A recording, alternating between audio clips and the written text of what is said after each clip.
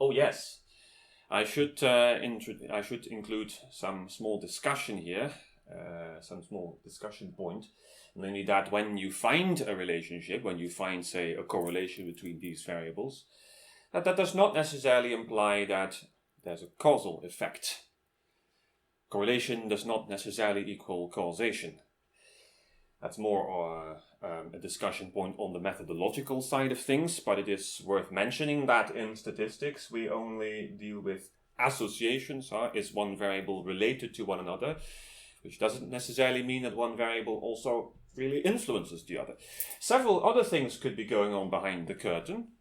Can you think of some things that might cause the correlation to mislead us? Working variable, maybe? Yes, there can be some other variables in the background that distort the relationship we see. This is actually the second part on my slide. And as the name of the slide suggests, that's another thing you can have.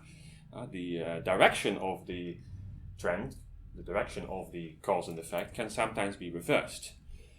Imagine that we have some people in the restaurant who are on a date and, maybe they decide to order some spicy food, as they hope that will give them a healthy kick in the butt.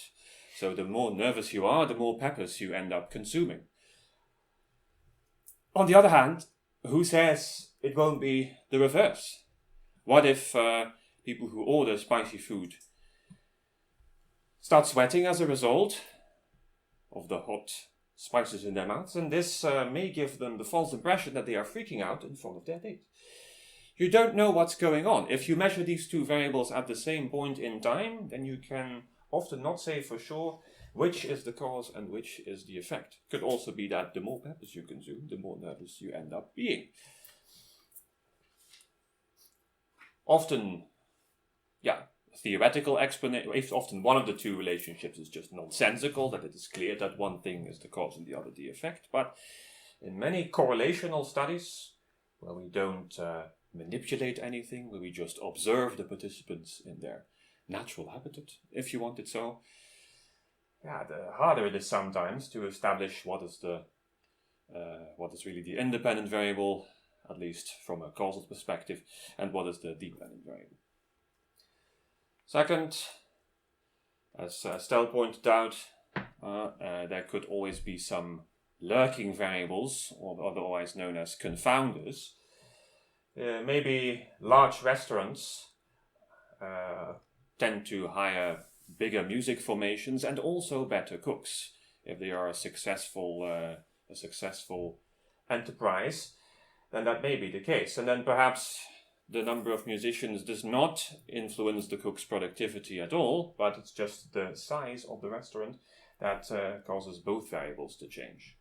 Size then, indeed, lurks in the background, hides beneath the curtain as a third variable, and it distorts the relationship that we see.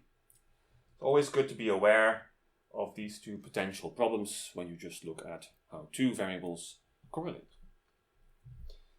Especially in the case of confounders, we have statistical techniques to correct for their confounding effects, but that requires a good deal of more advanced knowledge. So all in good time, we're not going to discuss that in this video series. Something for the future, perhaps.